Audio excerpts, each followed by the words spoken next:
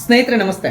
ನಾವು ಮೆಜೆಸ್ಟಿಕ್ನ railway station ಬಳಿ ಅಕ್ರಮ ಮಾಂಸದಂತೆ ಏನು ಕಲುಷಿತವಾದಂಥ ಮಾಂಸ, ಕಲಬೆರಕೆ ಆದಂಥ ಮಾಂಸ ನಮ್ಮ ಕನ್ನಡಿಗರಿಗೆ ಬಂದು ತಿನ್ನಿಸ್ತಿದ್ರು, ನಮ್ಮ ಹಿಂದೂಗಳಿಗೆ ತಿನ್ನಿಸ್ತಿದ್ರು. ಎಲ್ಲಿಂದನೂ ಅಕ್ರಮವಾಗಿ ರಾಜಸ್ಥಾನದಿಂದ ಅದನ್ನು ತಗೊಂಡು ಬಂದು ಅದನ್ನು ಯಾವುದೇ ನಿಯಮಗಳನ್ನು ಪಾಲಿಸದೆ ಅಕ್ರಮವಾಗಿ ಒಂದು ರೀತಿಯಲ್ಲಿ ಸ್ಮಗ್ಲಿಂಗ್ ಥರ ಅದನ್ನು ತಗೊಂಡು ಬಂದು ಇಲ್ಲಿ ಜನರಿಗೆ ತಿನ್ನಿಸ್ತಿದ್ರು. ಅದರ ವಿರುದ್ಧ ನಾವು ಹೋರಾಟ ಮಾಡಿದ್ದನ್ನು ನೋಡಿ ನಮ್ಮ ಹೋರಾಟವನ್ನು ನಮ್ಮ ನಾಡಿನ ಜನ ಒಪ್ಪಲಿಲ್ಲ, ನಮ್ಮ ಹಿಂದೂಗಳು ಒಪ್ಪಲಿಲ್ಲ. ನಿನಗೆ ಯಾಕೆ ಬೇಕಿತ್ತು ಅದು ಅಂದ್ರು. ನಮ್ಮ ಸರ್ಕಾರ, ನಾಚಿಕೆಗೆಟ್ಟ ಸರ್ಕಾರ, ಆ ಅಕ್ರಮ ಮಾಂಸ ದಂಧೆಕೋರರು ಬರೀ ಲಂಚ ಇಸ್ಕೊಂಡು ಅವ್ರು ಹಾಕೋ ಹೆಂಜಲು ಕಾಸಿಗೆ ಆಸೆ ಪಟ್ಟು ನಮ್ಮನ್ನೇ ಅರೆಸ್ಟ್ ಮಾಡಿ ನಮ್ಮನ್ನು ಜೈಲಿಗೆ ಹಾಕಿ ನಮಗೆ ಹಿಂಸೆ ಕೊಟ್ಟರೆ ಹೊರತು ಆ ವ್ಯಾಪಾರಿಗಳ ವಿರುದ್ಧ ಕ್ರಮ ಜರುಗಿಸಲಿಲ್ಲ. ಆದರೆ ತಮಿಳುನಾಡಿನ ಸರ್ಕಾರ ಆಗಲ್ಲ. ತಮಿಳುನಾಡಿನ ಅಲ್ಲಿನ ಆಹಾರ ಅಧಿಕಾರಿಗಳಿಗೆ ನಾನು ಸೆಲ್ಯೂಟ್ ಹೇಳ್ತೀನಿ. ಯಾಕೆ ಗೊತ್ತಾ?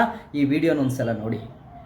ஏங்க ஒரு 1/2 கிலோ கெட்டு போன ஆட்டுக்கறி கொடுங்க அப்படின்னு கடையில போய் கேட்டு வாங்குவீங்களா? கண்டிப்பா வாங்க மாட்டீங்க. அப்படின்னா இந்த விஷயத்தை நீங்க தெரிஞ்சுக்க வேண்டியது அவசியம். ஜெய்ப்பூர்ல இருந்து சென்னைக்கு ட்ரெயின்ல கொண்டு வரப்பட்ட 1600 கிலோ இறைச்சி ஃபுட் சேஃப்டி விதிகளுக்கு உட்பட்டு சீல் வைக்கப்பட்டு டாக்டர் சர்டிபிகேட் எல்லாம் வாங்கி டீப் ஃப்ரீசர்ல -18 டிகிரி செல்சியஸ்ல வச்சுன்னு இப்படி எல்லாம் எதுவுமே செய்யாம வெறுமனே தெர்மாகோல் டப்பாவுல ஐஸ் எண்ணெய் போட்டு பேக் பண்ணி ஈஸியா கெட்டு போகக்கூடிய சூழ்நிலையில 5 நாள் டிராவல் பண்ணி ஃப்ரெஷ்ஷா சென்னை வந்து இறங்கி இருக்கு. ஆனா அத ஃபுட் சேஃப்டி ஆபீசர்ஸ் எல்லாம் கரெக்டா புடிச்சிட்டாங்க. பல பேரோட உடல் நலத்தையும் காப்பாத்திட்டாங்க. பாராட்டப்பட வேண்டிய விஷயம். ஆனா எனக்கு என்னன்னா மனசுல ஒரு கேள்வி ஓடிக்கிட்டே இருக்கு. இந்த செய்தியை பாக்குறப்ப இத ஒருத்த முத தடவை செய்யற மாதிரி தெரியல. இவ்வளவு கான்பிடென்டா விதியை மீறி பேக் பண்ணி தன்னோட கஸ்டமர்ஸ்க்காக ரிஸ்க் எடுத்து அனுப்புறான் பாருங்க. அவனோட நல்ல மனசுக்கு இது ஃபுட் சேஃப்டி ஆபீசர் எல்லாம் மாட்டாம இருந்திருந்தா இந்நேரம் எங்க இருந்திருக்கும்?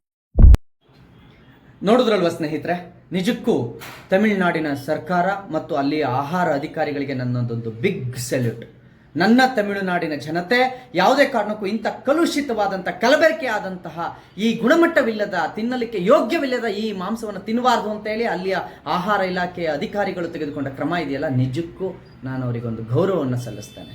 ಆದರೆ ಇಲ್ಲಿರ್ತಕ್ಕಂಥ ಕರ್ನಾಟಕದ ಸರ್ಕಾರ ಈ ನಮ್ಮ ಜನ ಏನು ಬೇಕಾದ್ರೂ, ವಿಷ ಬೇಕಾದ್ರೂ ತಿನ್ಲಿ, ಕಲಬೆರಕೆ ಮಾಂಸ ಬೇಕಾದ್ರೂ ತಿನ್ಲಿ, ಅವ್ರು ಏನಾದ್ರು ತಿಂದ ಅವ್ರ ಆರೋಗ್ಯ ಅದ್ಗೆಟ್ಟೋಗ್ಲಿ. ಆದ್ರೆ ನನಗೆ ಬರ್ತಕ್ಕಂಥ ಆ ಅಕ್ರಮ ಮಾಂಸದಂಧೆ ವ್ಯಾಪಾರಿಗಳು ಕೊಡೋ ಹೆಂಜು ಕಾಸಿಗೆ ಆಸೆ ಪಟ್ಟು ನಮ್ಮ ಕನ್ನಡಿಗರು, ನಮ್ಮ ಹಿಂದೂಗಳು ಏನು ಬೇಕಾದ್ರೂ ಸಾಯ್ಲಿ ಅಂತ ಹೇಳಿ ಕುಂತಿದಾರಲ್ಲ, ಇದನ್ನ ನೋಡಿಕೊಂಡು ನಮ್ಮ ಹಿಂದೂಗಳೇ, ನಮ್ಮ ಹೋರಾಟಗಾರರ ಕಾಲು ಹೇಳ್ಕೊಂಡು ನಿನಗ್ಯಾಕೆ ಬೇಕಿತ್ತದು, ನೀನು ಯಾರು ಅದನ್ನು ಕೇಳೋದಕ್ಕೆ ಅಂತ ಹೇಳ್ತಾರಲ್ಲ.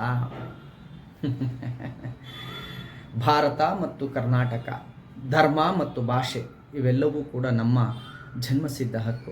ಇವು ನಮ್ಮ ಅಸ್ಮಿತೆ. ಇದಕ್ಕಾಗಿ ನಾವು ಸದಾಕಾಲ ಹೋರಾಟ ಮಾಡ್ತೀವಿ.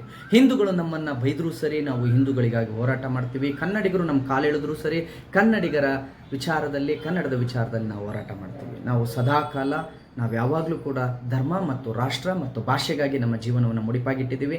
ಯಾವನು ಏನು ಮಾಡಿದ್ರು ನಮ್ಮ ಡೋಂಟ್ ಕೇರ್. ಹೋರಾಟಕ್ಕೆ ಸಿಕ್ಕ ಜಯ ಅದು ಕರ್ನಾಟಕದ ಈ ನಾಚಿಕೆಗೆಟ್ಟ ಸರ್ಕಾರ ಮಾಡಲಿಲ್ಲ ಅಂದರೂ ಕೂಡ ತಮಿಳುನಾಡಿನ ಜನರಾದರೂ ಕೂಡ ಆ ಕಲಬೆರಕೆಯಾದಂಥ ಕಲುಷಿತ ಮಾಂಸದಿಂದ ದೂರವಾದ್ರಲ್ಲ. ಧನ್ಯವಾದಗಳು. ಅವರ ಒಗ್ಗಟ್ಟು, ತಮಿಳುನಾಡಿನ ತಮಿಳಿಗರ ಒಗ್ಗಟ್ಟನ್ನು ನೋಡಿ ನನಗೆ ಬಹಳ ಖುಷಿಯಾಯಿತು. ಆ ಕಾರ್ಯಕ್ಕೆ ಎಲ್ಲರೂ ಕೂಡ ಮೆಚ್ಚುಗೆ ವ್ಯಕ್ತಪಡಿಸಿದ್ದಾರೆ. ಆದರೆ ನಮ್ಮ ಕರ್ನಾಟಕದಲ್ಲಿ ಹಂಗಿಲ್ಲ. ನಮ್ಮವರೇ ನಮ್ಮ ಕಾಲು ಎಳ್ಕೊಂಡು ನಾನು ವಿಷ ಬೇಕಾದ್ರೂ ತಿಂತಿ ಕೇಳೋಕೆ ನೀನು ಯಾರು ಅನ್ನೋ ಜನರ ನಡುವೆ ಹೋರಾಟಗಾರರು ಹೋರಾಟ ಮಾಡಬೇಕಾಗಿದೆ. ಧನ್ಯವಾದಗಳು. ಜೈ ಹಿಂದ್, ಜೈ ಶ್ರೀರಾಮ್.